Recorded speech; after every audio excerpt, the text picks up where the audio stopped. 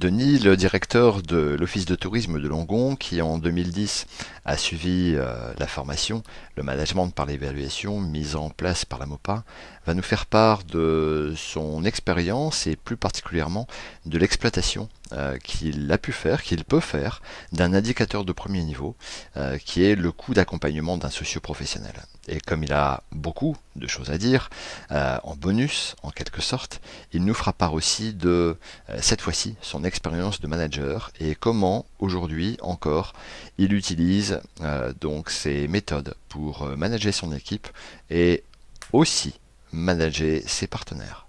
C'est effectivement l'indicateur qui va nous permettre de mesurer l'investissement. Je parlerai plutôt d'investissement fait par l'Office de tourisme sur sa mission de coordination des acteurs locaux.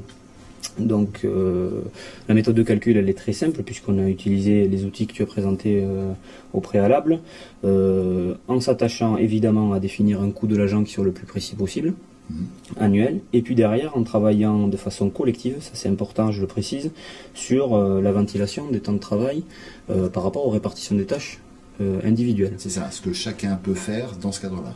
Exactement, ce qui nous a permis pour l'Office de tourisme de Langon de définir que la mission de coordination représente au total, autour des 4 collaborateurs confondus, donc de mon équipe, un équivalent d'un demi-temps plein.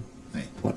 Donc pour le coût global de la mission, c'est très simple à calculer. Quand on sait que le coût de l'agent au total est à environ de 65 700 euros pour l'année, le coût de mission de ce travail de coordination est très simple, c'est un demi-temps plein, donc 32 800 et quelques euros. Ouais, très bien. Voilà.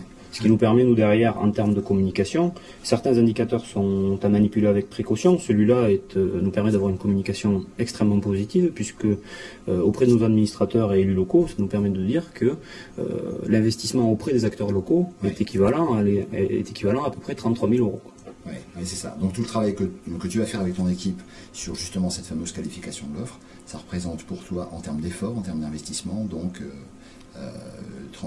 entre 32 et 35 000 euros par an. C'est clairement ça, c'est 33 000 euros qui sont investis sur la professionnalisation, l'aide au développement des acteurs situés sur le territoire. Voilà, pour les accompagner sur l'amélioration de leurs prestations.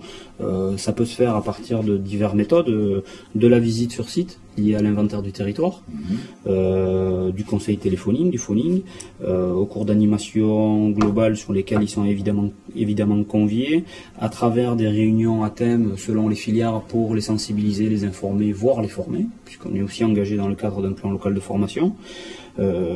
Et puis évidemment l'accompagnement aux porteurs de projets, où là on est concrètement dans l'aide à la création ou au développement d'une entreprise. Ouais, très très bien. Alors après justement, à partir de ce coût total, donc ici 32 000 euros, il est facile de déterminer ce que ça coûte pour chacun de tes prestataires, ce que ça coûte pour chacun de tes partenaires. Ben voilà, là c'est évident qu'en matière de communication positive, aujourd'hui, à travers, une fois qu'on a identifié le coût du service, donc on le répète autour de 33 000 euros, qu'on connaît notre réseau de prestataires, 165 pour ce qui est de l'Office de tourisme de Langon. Derrière, le calcul est très simple, ça nous permet de dire qu'on a l'équivalent en gros d'investissement de 200 euros par prestataire en matière de conseil. L'Office de tourisme de Langon, aujourd'hui, apporte un service conseil et accompagnement et appui auprès de ses prestataires locaux à hauteur de 200 euros par prestataire. C'est ça. Et le cas échéant, ça peut être intéressant de mettre en face donc, de ce coût le montant de la cotisation quand il y a cotisation. Confronté à la redevance versée par le prestataire, sachant que cette redevance implique aussi beaucoup d'autres services que l'Office de tourisme met en place auprès des prestataires. Ces 200 euros confrontés au reste, évidemment, ça nous permet de faire passer la redevance, de présenter la redevance comme vraiment accessible par rapport au service rendu. Ok. Et ce que je retiens aussi dans ce que tu disais qui est intéressant, c'est que d'une part, tu l'utilises toi véritablement comme outil de management, et c'est d'ailleurs un management très participatif puisque tu fais participer tout le monde. Et d'autre part, tu utilises aussi cette technique comme une technique qui va te permettre à un moment donné d'avoir une réflexion stratégique. Tu parlais de la réforme des meublés. Voilà, exactement. Alors déjà d'un point de vue management, c'est très intéressant parce que ça permet d'impliquer chaque collaborateur et de donner la réelle valeur d'une contribution, d'expliquer et de faire mesurer à chacun quelle est sa contribution en termes de développement de l'office de tourisme et puis du développement économique du territoire. Parce que quand on dit que mon travail, si ça représente 10% de mon temps de travail, c'est quand même un investissement assez important fait en termes financiers sur un territoire.